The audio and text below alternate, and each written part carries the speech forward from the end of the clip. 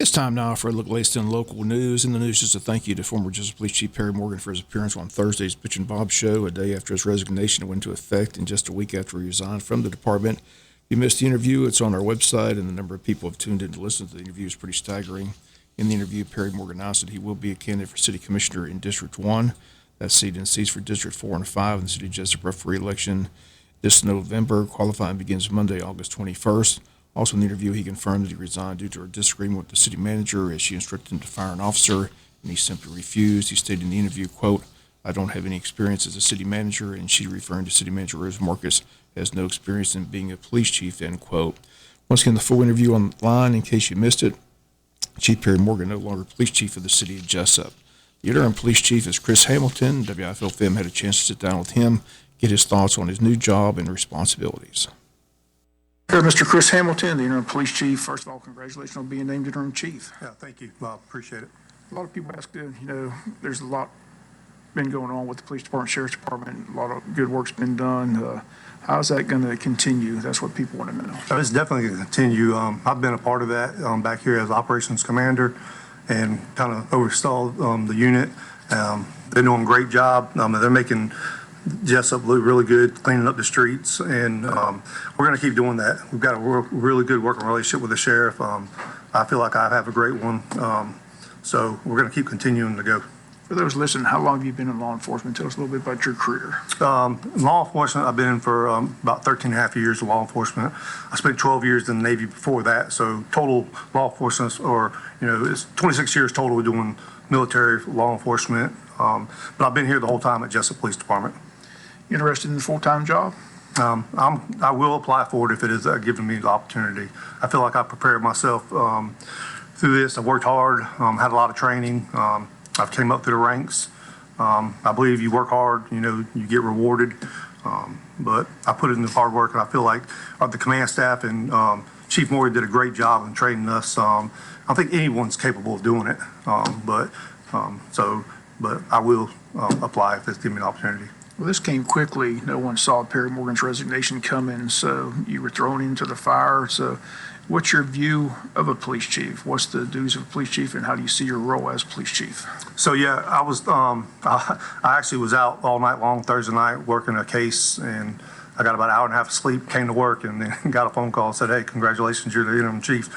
So honored that they give me they have the confidence in me to keep running the police department. But what I see in a good police chief is good community policing.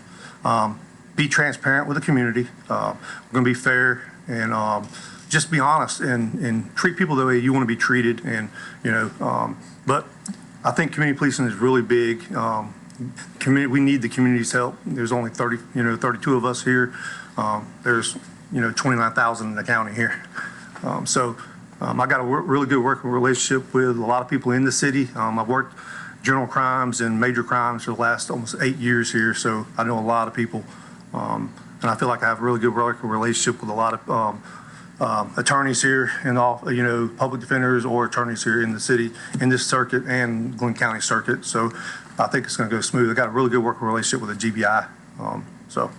And what about the response of the officers, how they responded? Everybody on board with you being the chief? I haven't had any negativity yet. I know I've kind of give everybody their time. I know Chief Morgan was here until Tuesday afternoon, and we sent him off. So I want to respect everybody. I know it's a change. Even for me, Chief Morgan has been my mentor for many years here, and I respect the guys here. So I want to give them time to process it, and then once that, we're going to move forward. So. Okay, well, wish nothing but the best of luck, and congrats on being named interim, and good luck with the full-time job. All right, thank you so much.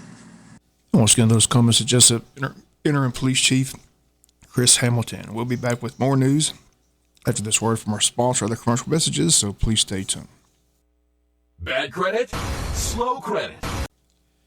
Wayne County Superior Court was in session Thursday morning. The Honorable Judge Stephen Kelly on the bench. Thursday morning, he held a special graduation ceremony for 8 graduates who have successfully completed drug court and have a new chance in life. All 8 speaking at the ceremony about their struggles, loss of connection with family members, all 8 stating to everyone in court that drug court simply saved their lives. Judge Kelly presenting all 8 with their certificates, wishing them well, congratulating them for staying the course, anywhere from 18 to 24 months in drug court. Kelly telling the graduates, let your hopes, not your hurts, decide your future.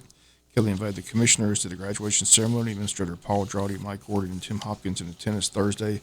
Just a very emotional day, but a day for 8 survivors and their families to celebrate a new chapter in their lives and attempt to put their addiction in the rearview mirror.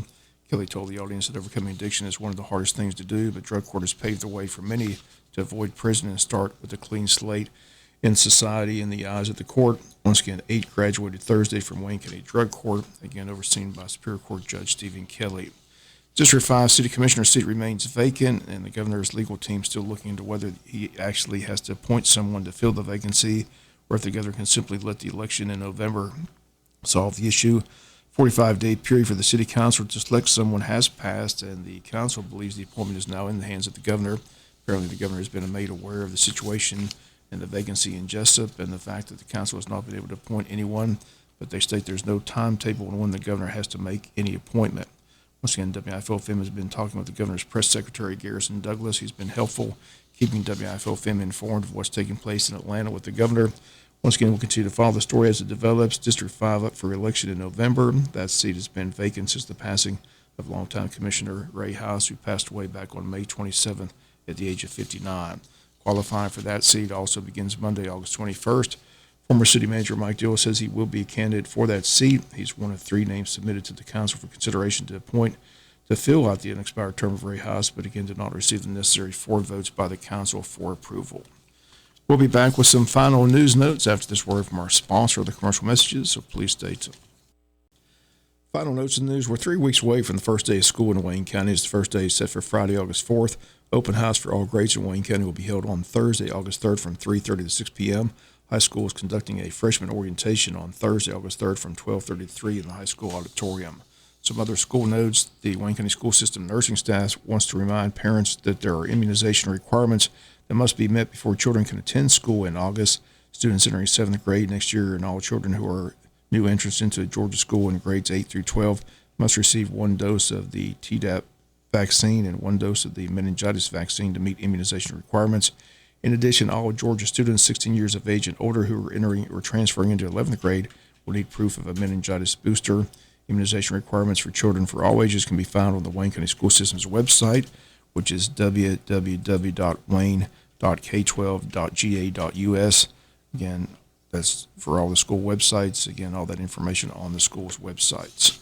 Other school news, Arthur Williams hosting a jump start for all incoming 6th graders. That's set for August 1st from 5:30 to 8 p.m. at the school.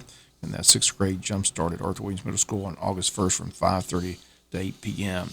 An inaugural back-to-school event sponsored by the Wayne County Board of Tourism is going to be held on Saturday, August 5th from 9 to 2 in downtown Jesup. The event's entitled Touch a Truck. Will feature heavy equipment, emergency vehicles, tow trucks, bucket trucks, along with food and information booths, all where kids can see them up close.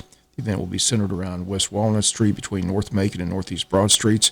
These streets will be closed to vehicles. The first hour of the event will be a quiet hour for sensory-sensitive children. During this time, no sirens will be used. Visitors are encouraged to shop local businesses that day in downtown for back-to-school supplies. For vendor booth information, contact the Wayne County Board of Tourism office at 912-427-3233 or email at waynetourism@gmail.com. For vehicle participation information, contact Donnie Ray at 912-424-0376. Again, Touch a Truck set for Saturday, August 5th, 9 to 2 p.m. in downtown Jesup, again sponsored by the Wayne County Board of Tourism.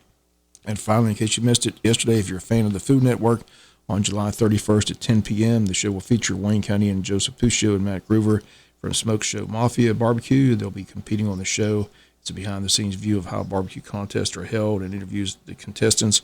Once again, that show's set for July 31st at 10 p.m. on the Food Network. And that's going to do it for latest in local news. Sports comes your way in a few minutes. Bob Morgan, have a great day.